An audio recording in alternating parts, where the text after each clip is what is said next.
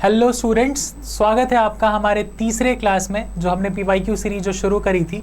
इससे पहले हमने जो वो लेक्चर्स हैं वो ले लिए हैं और 25-25 क्वेश्चन में डिस्कस कर लिए हैं। और जो लास्ट जो आपका सेट है, जो लास्ट जो रिमेनिंग 25 क्वेश्चंस हैं, उसको जो है हम इस क्लास में हम देखने वाले हैं।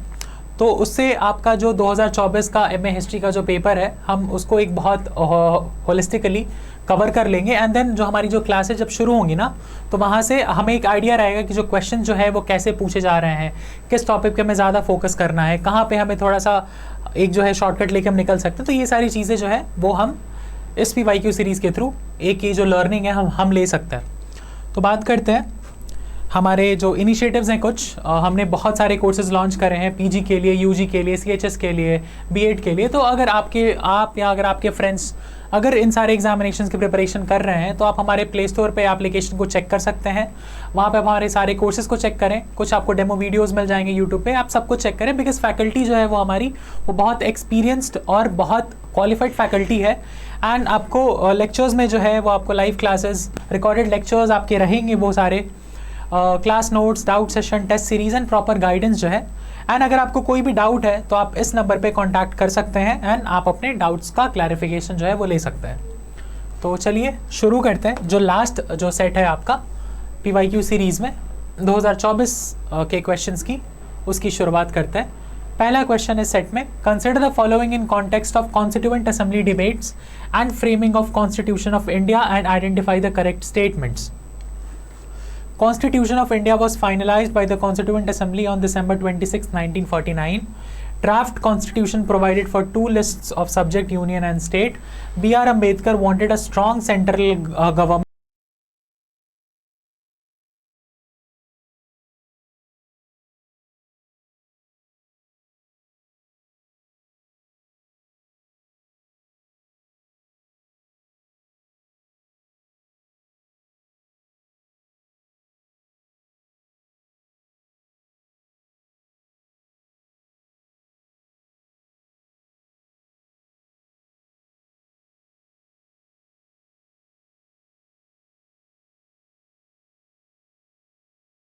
प्रावधान किया गया।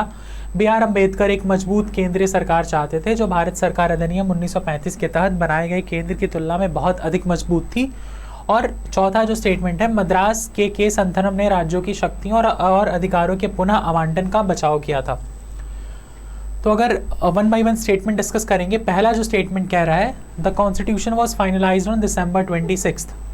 ये आपका स्टेटमेंट गलत हो जाएगा बिकॉज इट वॉज November 26, जिसको आज हम कॉन्स्टिट्यूशन डे के रूप में मनाते हैं। तो ये स्टेटमेंट जो आपका गलत हो जाएगा, डेफिनेटली कुछ एलिमिनेट होगा। आपका ऑप्शन नंबर 1 एलिमिनेट।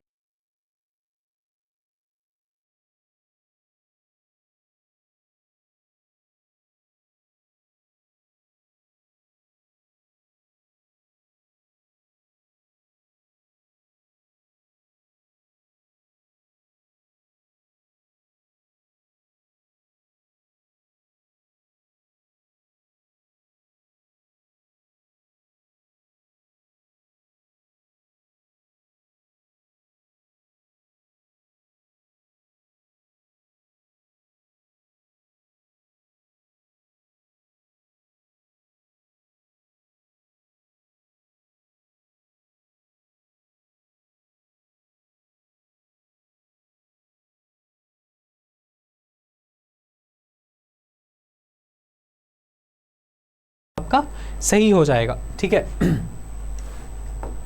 अगर ऑप्शन नंबर यस वो सेम स्टेटमेंट है हिंदी में, तो केवल सी और डी जो है वो आपका सही आंसर हो जाएगा इस पर्टिकुलर क्वेश्चन में।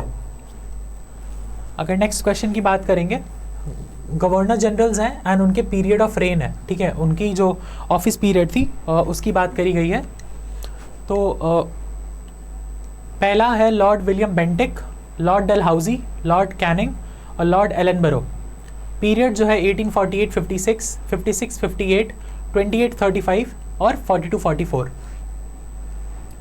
अगर हम लॉर्ड विलियम बेंटिक की बात करें, हमें पता है कि इनका जो रेन है वो गवर्नमेंट ऑफ इंडिया एक्ट 1833 के समय रहता है। एंड ये आपके भारत के पहले गवर्नर जनरल ऑफ इंडिया कहलाएंगे। तो इनका जो रेन है वो आपका 1828 to 35 है, ठीक है। लॉर्ड डलहाउजी आपके 48 से 56 आ जाएंगे। लॉर्ड कैनिंग आपके 56 to 58 आ जाएंगे एंड आपके जो लॉर्ड एलनबरो हैं वो 42 से 44 आ जाएंगे। वो स्टेटमेंट जो है अगर आप इसको मैच करेंगे, एक्चुअली कैमरा बंद हो गया था,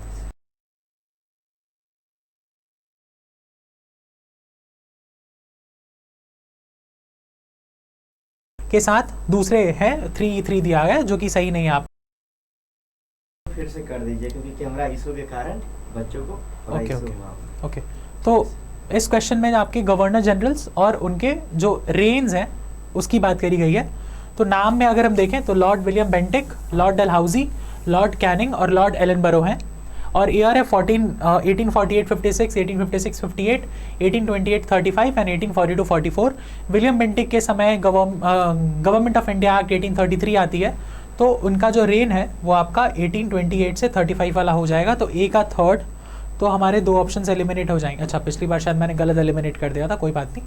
लॉर्ड डलहाउजी के साथ 1848-56, बी का 1, B1, तो आपका ऑप्शन नंबर 1 जो है वो सही हो जाएगा। एंड लॉर्ड कैनिंग आपके 56 से 58 जिनके समय रिवोल्ट ऑफ 1857 होता है। एंड देन लॉर्ड एलनबरो 1842 से 44, ठीक है।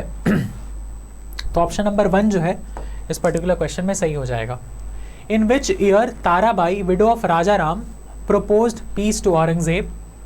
ताराबाई राजा राम के विधवा ने औरंगजेब को शांति का प्रस्ताव किस वर्ष में किया था? 1688, 1700, 1705, 1707। तो ये एक बहुत फैक्चुअल सा क्वेश्चन है। ताराबाई जो आपकी जो रेजेंट थी अगले छत्रपति जो राजा राम के बेटे थे, उस समय बच्चे थे, तो उनके बिहाफ पे उनकी वाइफ जो ताराबाई थी वो लाइक अफेयर्स को देखती थी।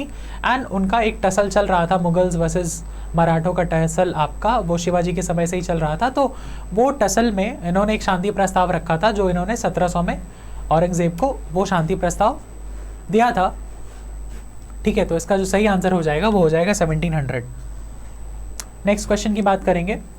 Consider the following and identify the correct statement. आपको स्टेटमेंट्स देखने हैं और आपको ये बताने इनमें से कौन सा सही है।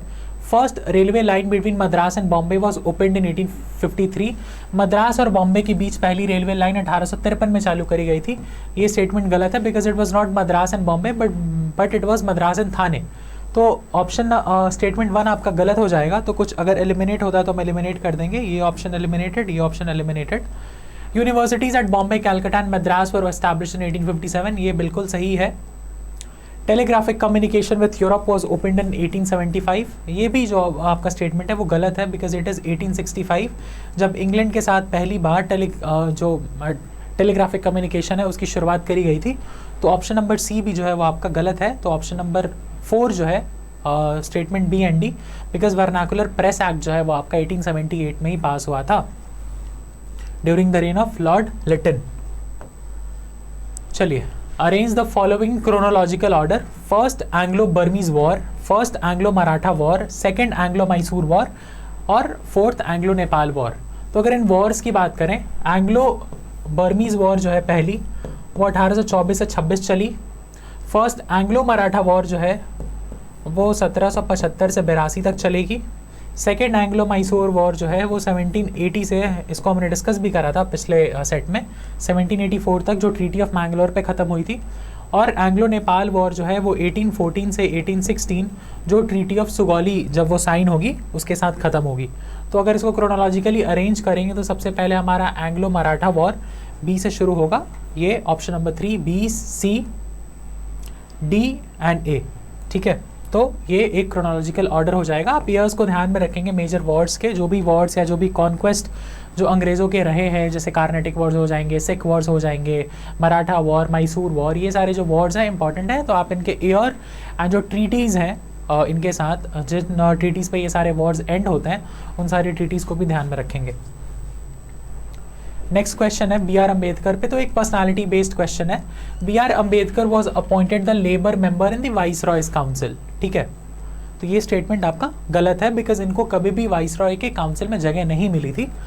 तो कुछ अगर एलिमिनेट होगा, ऑप्शन नंबर 4 एलिमिनेटेड है, ऑप्शन नंबर 1 एलिमिनेटेड है एंड ऑप्शन नंबर 3 एलिमिनेटेड है। तो आप एक स्टेटमेंट को भी एलिमिनेट करके आप इस क्वेश्चन के आंसर पे पहुंच जाओगे, जिसका सही आंसर है ऑप्शन नंबर 2। बट बाकी स्टेटमेंट्स हम चेक कर लेंगे। ही ऑर्गेनाइज द महार सत्याग्रह, ये बिल्कुल सही है। He was elected the first president of all India depressed classes league, yes, ये उन्हीं के द्वारा स्थापित की गई एक संस्था थी जिसके वो पहले प्रेसिडेंट थे। And he never participated in the round table conferences, ये गलत है। He did participated in the round table conferences, जिसमें इनको सेकेंड राउंड टेबल कॉन्फ्रेंस में जो है वो कॉमनल अवार्ड दिया जाता है बाय मैग्सेसे। तो ऑप्शन नंबर 2 जो है इसका सही आंसर हो जाएगा। आगे बढ़ते हैं। There was a major controversy between the commander in chief and viceroy of India. The viceroy resigned as he was not supported by the home government. The viceroy was Lord Chelmsford, Linlithgow, Curzon या Minto. भारत के commander in chief और viceroy के बीच एक बड़ा विवाद था। वाइसरॉय ने इस्तीफा दे दिया क्योंकि उन्होंने उन्हें गृह सरकार का समर्थन नहीं मिला। वह वाइसरॉय कौन थे? शेम्सफोर्ड, लिनलिथगो, कर्जन या मिंटो। तो ये जैसा हमने सिलेबस में भी शायद इस क्वेश्चन को डिस्कस करा था कि ये एक बहुत एक अननोन सा फैक्ट है कि लॉर्ड कर्जन जो है, लॉर्ड कर्जन की उस समय के कमांडर इन चीफ जो है Lord Kitchener,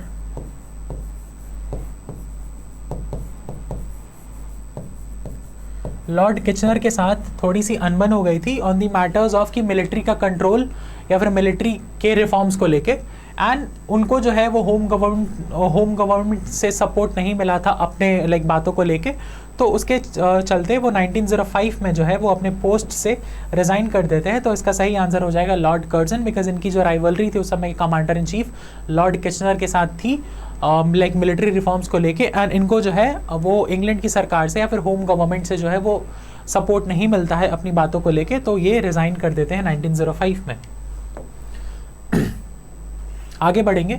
Who among the following argues that nationalism in India was a different but a derivative discourse from the West? ठीक है, किसने कहा था कि जो भारत में जो राष्ट्रवाद है वो पश्चिम से थोड़ी सी अलग है, लेकिन उसी से जो है वो थोड़ा सा उसका जो डिस्कोर्स है वो आया है। किसने कहा था भारत में राष्ट्रवाद पश्चिम से व्युत्पन्न पर उससे भिन्न विमर्श था? पार्थ चैटर्जी, सुमित सरकार, सीए बेली या फिर आरपी दत्त। तो ये जो पर्टिकुलर स्टेटमेंट, जैसे हमने बात करी भी थी पहले कि इस बार ऑथर्स, उनकी किताबें एंड उनकी आइडियोलॉजी, अगर किसी ने कुछ कहा है पर्टिकुलरली और एंड वो बहुत एक लैंडमार्क स्टेटमेंट है इंडिया के हिस्ट्री के बारे में, तो उस पर सवाल पूछे जाने के चांसेस जो हैं वो बहुत ज़्यादा हैं। अगेन उसी का एक एग्जांपल ये जो स्टेटमेंट था वो पार्थ चैटर्जी का था कि जो इंडिया के जो नेशनलिज्म है वो वेस्ट से डिफरेंट है, लेकिन एक उसी का डेरिवेटिव है। उसका जो बेस आइडिया या फिर उसका जो एक इंस्पिरेशन है वो वेस्ट के नेशनलिज्म से यहाँ है, बट यहाँ पे जो उसका जो डेवलपमेंट होता है वो वेस्ट के नेशनलिज्म से अलग होता है। तो ये पार्थ चैटर्जी का जो है एक आइडिया है।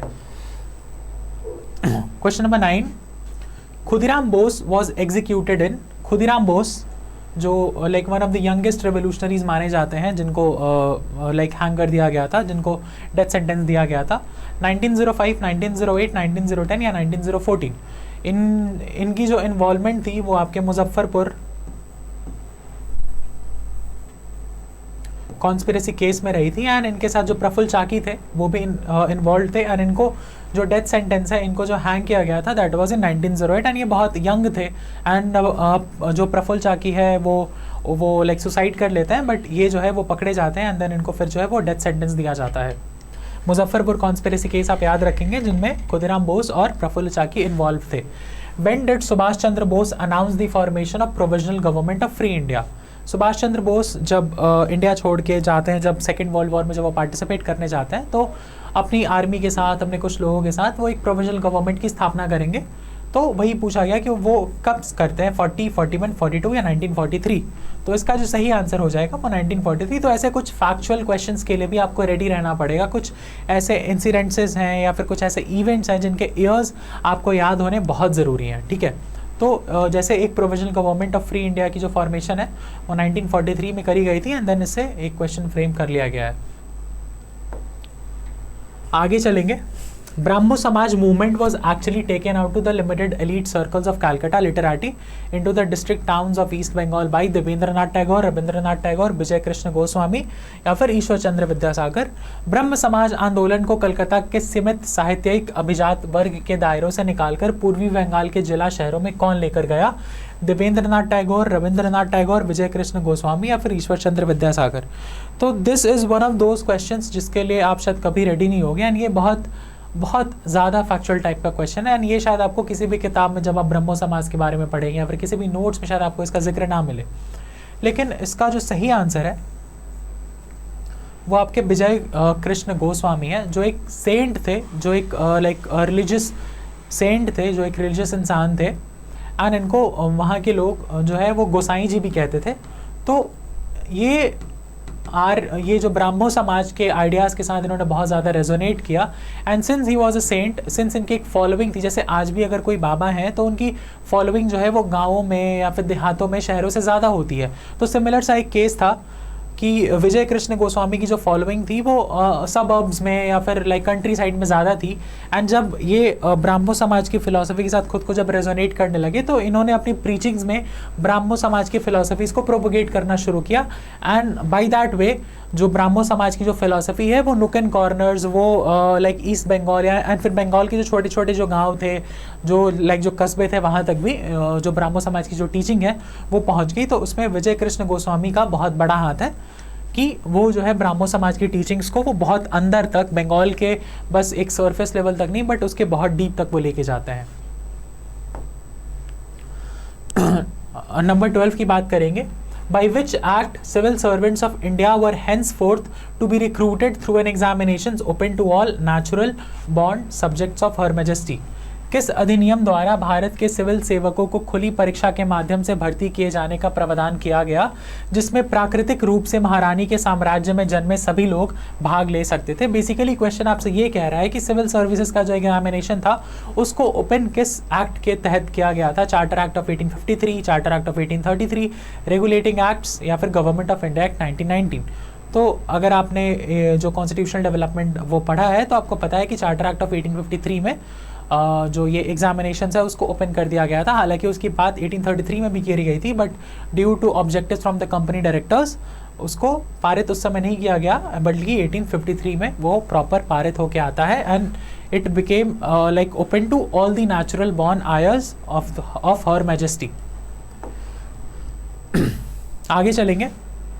बाय द दुरंद एग्रीमेंट, इस क्वेश्चन को भी हमने जो है वो सिलेबस वाले चीज़ों में डिस्कस करा था।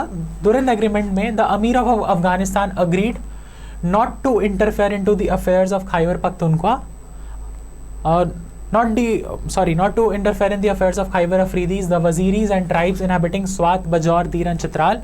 खैबर अफरीदियों, वजीरियों और स्वात, बजौर, दीर और चित्राल में रहने वाले जनजातियों के मामले में हस्तक्षेप नहीं करेंगे। To formally protect Gilgit, Chitral, to extend support to Chitral, to grant free passage through Bori and Zhob valley. तो आपको ये बताना है कि जो दुरंद एग्रीमेंट हुआ था 1893 में बिटवीन द अमीर और ब्रिटिशर्स, जहाँ पे एक बाउंड्री डिमार्केशन कर दी जाती है अफगानिस्तान और ब्रिटिश इंडिया के बीच में, उसमें से उस अग्रीमेंट में ये 4 पॉइंट्स में से कौन सा पॉइंट एक उसमें था? तो अगर हम देखें, पहला जो स्टेटमेंट है हमारा, not to interfere into the Khyber Afridis, Waziris and the tribes inhabiting Swat, Bajaur, Dir and Chitral. तो ये जो सारे रीजन्स थे ना, ये आपके ब्रिटिश इंडिया में आ गए, एंड उनके जो ट्राइब्स थे, बिकॉज हुआ क्या कि जब बाउंड्री जब डिमार्केट करी गई, जो ट्राइब्स थे वो डिवाइड हो गया between 2 different countries, Afghanistan and आज का पाकिस्तान। तो ये हुआ कि आपकी जो टेरिटरी है, आप उसके बाहर आप कोई भी इन्फ्लुएंस जो है वो नहीं दे, आप नहीं शो कर सकते। तो यही हुआ कि जब स्वात, दीर, चित्राल और बजौर जब ब्रिटिश इंडिया के कंट्रोल में आए, तो उसके जो ट्राइब्स थे, खैबर अफरीदीज हो गए, वजीरीज हो गए, उन पे जो अमीर था, अफगानिस्तान का जो अमीर था, उसका कंट्रोल ख़त्म हो गया। एंड आप इस क्वेश्चन को एक और तरीके से भी कर सकते हैं कि खैबर पख्तूनख्वा आज एक प्रोविंस है पाकिस्तान में, जहाँ पे खैबर अफरीदीज का वो एक मेन होमलैंड था, तो वो आज पाकिस्तान में। तो डेफिनेटली जो दुरंद लाइन है उससे जब डिवीजन हुआ तो खैबर पख्तूनख्वा वाला रीजन जो है वो ब्रिटिश इंडिया में आया, एंड देन सब्सिक्वेंटली वो आज के मॉडर्न डे पाकिस्तान में है। तो उस हिसाब से भी ये ऑप्शन नंबर 1 जो है वो आपका सही हो जाएगा। बाकी ये जो ऑप्शंस हैं ऐसी कोई बात नहीं करी गई थी दुरंद एग्रीमेंट में। एक इजी सा क्वेश्चन है again, who authored unhappy India? Gopal Krishna Gokhale, Lala Hardayal, Lala Lajpat Rai, फिर मोहम्मद इकबाल। तो इसका जो सही आंसर हो जाएगा वो हो जाएगा लाला लाजपत राय। एंड अनहैप्पी इंडिया में ही जो है जो एक थियोरी दी जाती है, सेफ्टी वाल थियोरी जो है वो लाला लाजपत राय ने सामने रखी थी अनहैप्पी इंडिया में on the formations of Congress की, जो कांग्रेस का जो फॉर्मेशन है वो क्यों और किन रीजंस के बिहाफ पे किया गया था। तो येस, अनहैप्पी इंडिया एक बहुत प्रोमिनेंट किताब है जो लाला लाजपत राय, एक बहुत प्रोमिनेंट नेशनलिस्ट आपके, उन्होंने लिखी थी। Who wrote the book Vedic Hymns and Sacred Books of the East? Vedic Hymns and Sacred Book of the East पुस्तक किसने लिखी थी? B.M. मालाबरी, बाल गंगाधर तिलक, मैक्स म्यूलर या फिर महात्मा गांधी? तो ये जो किताब है ये आपके मैक्स म्यूलर ने लिखी गई थी, एक बहुत प्रोमिनेंट इंडोलॉजिस्ट जिन्होंने जो लैंग्वेजेस की जो थियोरी है कि जहाँ पे हम क्या आज कहते हैं कि जो संस्कृत है वो शायद क्लोजर है यूरोपियन लैंग्वेजेस से, तो उसकी जो थियोरी है वो आपके लाइक इंडो यूरोपियन लैंग्वेजेस की जो थियोरी है वो आपके मैक्स म्यूलर ने दी थी। तो ये जो किताब है वैदिक hymns and sacred book of the east, ये आपके मैक्स म्यूलर ने लिखी थी जो एक जर्मन इंडोलॉजिस्ट थे आपके। अगले क्वेश्चन की बात करेंगे। The term Bodhisattva refers to future Buddha, pupils of Charvaka, Jain philosophy of Syadvada या फिर फ्यूचर महावीर। तो बोधिसत्व का मतलब होता है कि कोई एक सेंटिएंट बीइंग, कोई एक कंपैशनेट आदमी जो अरिहंत होने वाला है, जिसको ज्ञान की प्राप्ति होने वाली है, बट उसने उस पर्टिकुलर अचीवमेंट को रोक के रखा हुआ है बिकॉज अभी तक जो उसने लर्निंग करी है उससे वो बाकी लोगों की मदद करना चाहता है एंड उनको भी वो उस लेवल तक पहुंचाना चाहता है। तो हालांकि इन सारे ऑप्शंस में वो चीज़ आपको नहीं देखने को मिलेगी, बट अगर एक क्लोजेस्ट आंसर की बात करें तो आपका जो सही आंसर हो जाएगा वो future Buddha. Because future Buddha ऐसे अगर हम देखें तो मैत्रेयी को कहते हैं फ्यूचर बुद्ध की, जो बुद्ध का जो अगला इनकारनेशन है वो मैत्रेयी है एंड वो आएंगे आगे एंड उनको फ्यूचर बुद्धा कहा जाता है। बट इस पर्टिकुलर क्वेश्चन में फ्यूचर बुद्धा का मतलब ये है कि जो ज्ञान ले सकता है, जो अरिहंत बन सकता है, जिसको कंप्लीट नॉलेज हो सकता है, बट उसने उस चीज़ को होल्ड करके रखा हुआ बिकॉज वो अपने आसपास के लोगों की मदद करना चाहता है। तो yes, he can attain like buddhahood in future, इसीलिए उनको फ्यूचर बुद्धा। तो यहाँ पे बोधिसत्व का एक जो नियरेस्ट मीनिंग हो जाएगा इन सारों ऑप्शंस में से, that will be future Buddha. आगे चलेंगे। Brihadeeswara temple is located in, इस सेट में आप देखेंगे कि बहुत ज़्यादा वन लाइनर्स हैं, हम्पी, कांचीपुरम, तंजावुर एंड सारनाथ। तो ये आपका तंजावुर में लोकेटेड है। बृहदेश्वरा टेम्पल को आप राजा राजेश्वरा टेम्पल कहते हैं बिकॉज इसको राज चोला ने जो है वो पैटर्नाइज करके बनवाया था एंड ये इसका कंस्ट्रक्शन जो है वो 1010 AD में ख़त्म होता है। इसको हमने डिस्कस किया भी था जहाँ पे क्रोनोलॉजी का क्वेश्चन था इन्वॉल्विंग द चोला प्रिंसेस या फिर चोला किंग्स। तो बृहदेश्वरा टेम्पल आपका तंजावुर में है एंड ये one of the largest stand alone granite structures of the world भी है। तो ये कुछ फैक्ट्स हैं आप जो बृहदेश्वरा टेम्पल के साथ रिलेट कर सकते हैं। The revolt of 1857 mainly affected the Madras regiment, Bengal regiment, Bombay regiment या फिर गुरखास। 1857 की जो क्रांति थी उसमें मुख्य रूप से कौन प्रभावित था? Madras regiment, Bengal regiment, Bombay regiment या फिर गुरखा रेजिमेंट। तो इसका जो सही आंसर है that is the Bengal regiment because Bengal की जो रेजिमेंट थी वही इन्वॉल्व थी, वहीं पे विद्रोह भी हुआ था एंड फिर उन्हीं लोगों के जो बाकी जो सिपाही थे उन्होंने क्रश भी किया था। तो येस, बंगाल रेजिमेंट जो है वो आपका सही आंसर इस पर्टिकुलर क्वेश्चन का हो जाएगा। अगर एक एक्ट से क्वेश्चन है, consider the following in the context of government of India act of 1935 and identify the correct statement. Government of India act को ध्यान में रखते हुए आपको कुछ सही स्टेटमेंट्स बताने हैं इन 4 स्टेटमेंट्स में से। Discussion of round table conferences led to the passing of this act. Congress did not take part in all the round table conferences. It provided hierarchy in the provinces. It provided for setting up of Federation of India. तो अगर कुछ common statements की बात करें, it provided hierarchy in provinces, ये गलत है because ये गवर्नमेंट ऑफ इंडिया एक्ट 1919 के द्वारा आया था। तो ऑप्शन नंबर सी आप एलिमिनेट कर सकते हो। आपके पास बचते हैं बस 2 options. Congress did not take part in all the round table conferences, ये स्टेटमेंट आपका सही है। कांग्रेस ने सेकेंड राउंड टेबल कॉन्फ्रेंस जो है वो मिस करी थी। तो ऑप्शन नंबर बी आपका सही है। बाकी it provided for setting up of federation of India, उसमें एक संघ की बात करी गई थी जहाँ पे प्रिंसली स्टेट्स और जो ब्रिटिश इंडिया के जो प्रोविंसेस हैं वो मिलके एक संघ बनाएंगे। हालांकि जो बन नहीं पाया था बट ये प्रोविजन एक था आपके गवर्नमेंट ऑफ इंडिया एक्ट में। तो आपका ऑप्शन नंबर डी सही है। तो ऐसे ऑप्शन जो 4 है that is only statement B and D is correct, वो आपका सही हो जाएगा। एंड जो आपका जो पहला स्टेटमेंट है the discussions of round table conferences led to the passing of this act, ये आपका पार्शियली करेक्ट है because yes round table conferences के डिस्कशन से आपके गवर्नमेंट ऑफ इंडिया एक्ट का जो एक बेस है वो तैयार हुआ था, बट बस यही नहीं था। साइमन रिपोर्ट जो आई थी 1927 में, जो साइमन कमीशन, उसकी जो रिपोर्ट थी उसके बेसिस पे फिर कुछ वाइट पेपर्स जो इंडिपेंडेंट जो डिस्कशंस हुए थे उसके बेस पे भी जो ये गवर्नमेंट ऑफ इंडिया एक्ट है उसको तैयार किया गया था। So it was not only about the round table conferences, it was further also about Simon report and white papers. तो इसलिए ये स्टेटमेंट आपका गलत हो जाता है, हालांकि ये पार्शली करेक्ट स्टेटमेंट था। तो ऑप्शन नंबर 4 है, that is statement B and D only, आपका सही हो जाएगा। नेक्स्ट क्वेश्चन की बात करेंगे, रंजीत सिंह के बारे में है। आपको क्रोनोलॉजिकली अरेंज करना, रंजीत सिंह के लाइफ से रिलेटेड कुछ इंसिडेंसेस हैं। Ranjit Singh overthrew the regency, Ranjit Singh outs the Bhangi Sardars from Lahore and occupied it, Ranjit Singh collected tribute from Patiala, and Zaman Shah Abdali, Afghan ruler, authorized Ranjit Singh to occupy Lahore and rule it on the behalf of Afghan suzerain. Ranjit Singh ने regency को उखाड़ फेंका, रंजीत सिंह ने भंगी सरदारों को लाहौर से बेदखल कर दिया और उस पर कब्जा कर लिया। रंजीत सिंह ने पटियाला के से कर ट्रिब्यूट एकत्र किया। अफगान शासक जामन शाह अब्दाली ने रंजीत सिंह को लाहौर को हड़पने और अफगान अधिराज्य की ओर से शासन करने के लिए अधिकृत किया। आपको क्रोनोलॉजिकली अरेंज करना है। तो अगर हम रीजेंसी की बात करें, जब ये रीजेंसी जब थ्रू करेंगे तो that year was 1797, but because Regency through करने के बाद ही जो है ये एक इंडिपेंडेंट सिख एम्पायर का एक फाउंडेशन रखेंगे। सेकेंड जो स्टेटमेंट आपका आ जाएगा दैट विल बी जामन शाह अब्दाली, बिकॉज 1798 में एक बैटल होगा, बैटल ऑफ अमृतसर, जहाँ पे अफगान फोर्सेस अंडर जामन शाह अब्दाली और रंजीत सिंह की फोर्सेस लड़ेंगी एंड इसमें सिख जो है वो विक्टोरियस हो जाते हैं।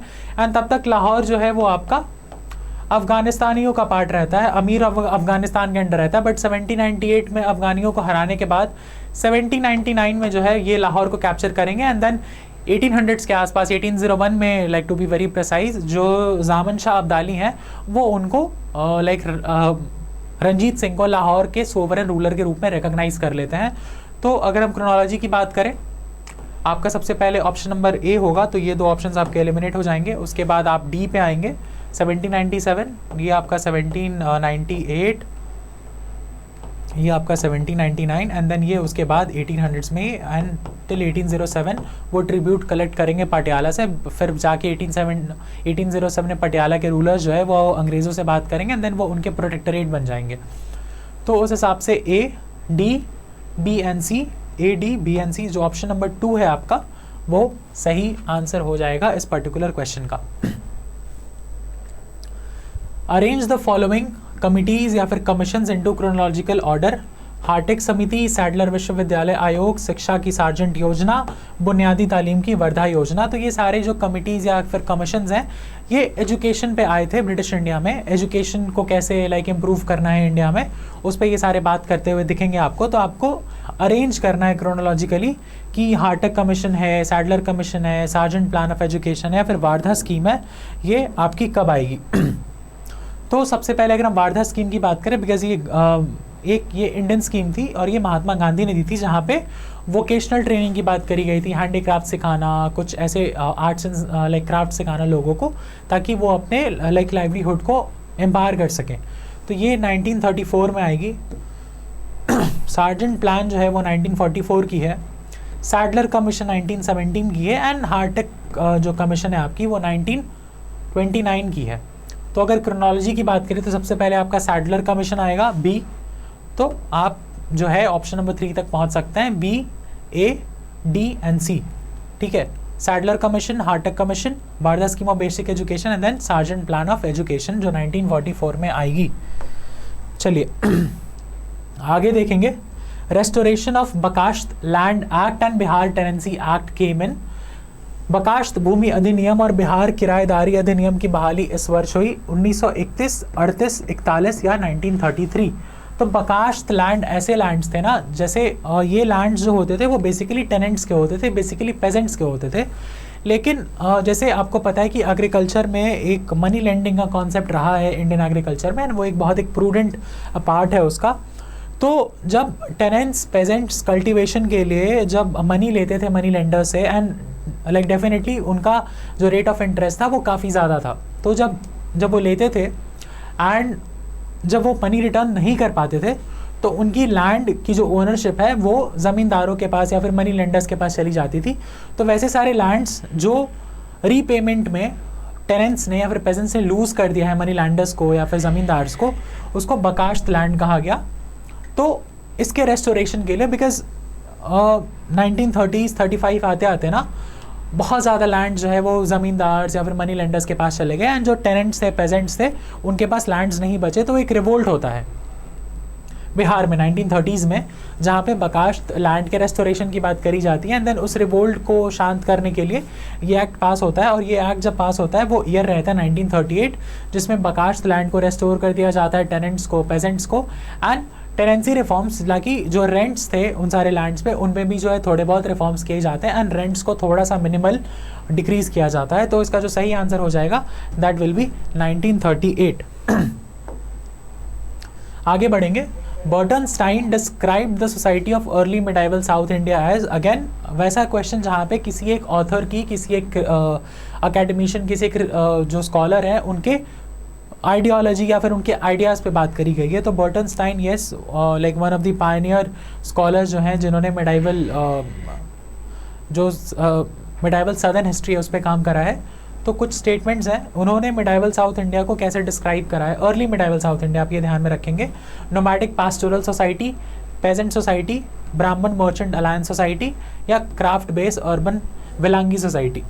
तो इन्होंने जो है वो कहा है कि अर्ली मिडाइवल साउथ इंडिया जो है वो पेजेंट सोसाइटी थी, एंड वो लेटर जो है वो ब्राह्मण मर्चेंट अलायंस सोसाइटी में इमर्ज करेगी। हालांकि इस क्वेश्चन का जो सही आंसर है that is peasant society, because early medieval South India अगर आप देखें तो it was a peasant society, जहाँ पे पेजेंट्स का जो एक कॉन्ट्रीब्यूशन है सोसाइटी में या फिर इकोनॉमी में वो ज़्यादा था।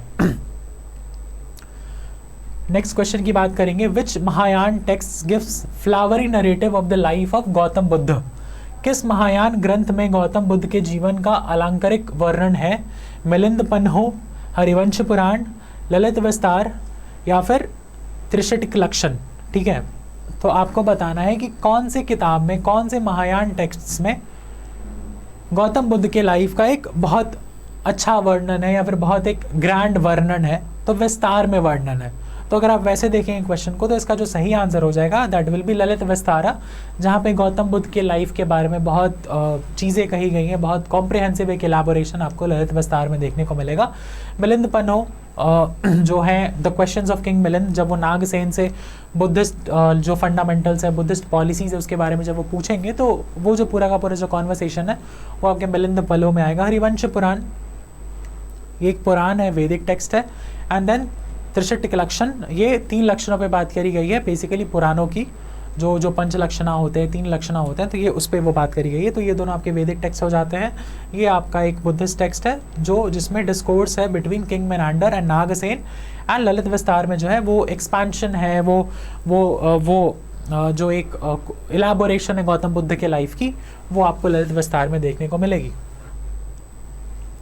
चलिए आखिरी क्वेश्चन पे हैं हम। तो 2024 का जो सेट था एमए हिस्ट्री के CUET PG एग्जामिनेशन में जो पूछा गया था उसके आखिरी क्वेश्चन पे, official language of the Satavahana was, सतवाहनों की राजभाषा थी तमिल, तेलुगु, संस्कृत या प्राकृत। तो यस इजी आंसर है सतवाहना का। जो अगर आप रेन देखेंगे उस समय जो लिंगुआ फ्रांका थी कॉमन जो लैंग्वेज था लोगों का वो प्राकृत था। तो yes Prakrit was the official language of the Satavahanas. तो ये एक इजी क्वेश्चन से हमने शुरू करा था and then again easy question पर हमने एंड करा, तो इट्स अ कंप्लीट साइकिल। ठीक है, तो ये हो गया। अगर हम अपनी कुछ लर्निंग्स की बात करेंगे कि PYQ सीरीज से हमें क्या सीखने को मिला, हम पैटर्न से क्या थोड़ा सा जज कर सकते हैं। तो सबसे पहले अगर हम देखें ऑथर एंड बुक्स, मुझे लगता है 7 से 8 क्वेश्चन जो है वो ऑथर एंड बुक्स पे हमने करे हैं। देन आइडियाज या फिर स्टेटमेंट्स,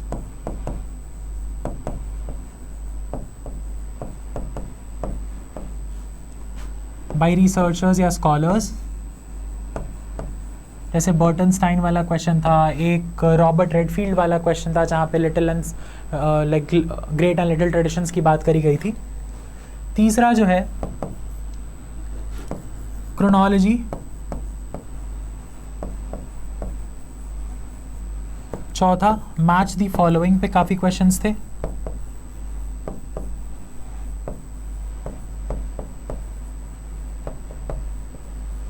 एंड पांचवी जो बात हो जाएगी दैट विल बी भक्ति मूवमेंट, बिकॉज थोड़े से डीप क्वेश्चंस थे, ब्रह्म सूत्रा, बद्रयान, फिर उनकी फिलॉसफी से बात करी गई थी, तो इसलिए भक्ति मूवमेंट। तो 2024 को अगर पेपर को अगर हम डिकोड करने की कोशिश करेंगे तो ऑथर्स एंड बुक्स पे बहुत ज़्यादा फोकस रहा है। करीब 10 क्वेश्चन आप लेके चलें कि इस पर्टिकुलर फील्ड से आए हैं, इंक्लूडिंग ये वाला भी, तो इनको मिला के 10 क्वेश्चन आप देख सकते हैं। इस पे आपके कम से कम 5 क्वेश्चंस थे। Match the following and chronology पे मुझे लगता है 12 से 13 क्वेश्चंस होंगे, तो एक काफ़ी बल्क नंबर जो है नंबर ऑफ क्वेश्चंस का इन 5 चीज़ों से आया है। तो जब आप प्रिपरेशन करेंगे नेक्स्ट ईयर की, तो आप मेजर फोकस रखेंगे कि ऑथर्स एंड बुक्स, उनके आइडियाज़ पे और उनका जो मेजर काम है, उन्होंने क्या कहा है उस काम में। अगर कोई स्टेटमेंट दिया है इंडिया के हिस्ट्री के बारे में, तो वो स्टेटमेंट आपके लिए बहुत इंपॉर्टेंट हो जाती है आपके एग्जामिनेशन पॉइंट ऑफ व्यू से। भक्ति मूवमेंट आप अच्छे से करेंगे।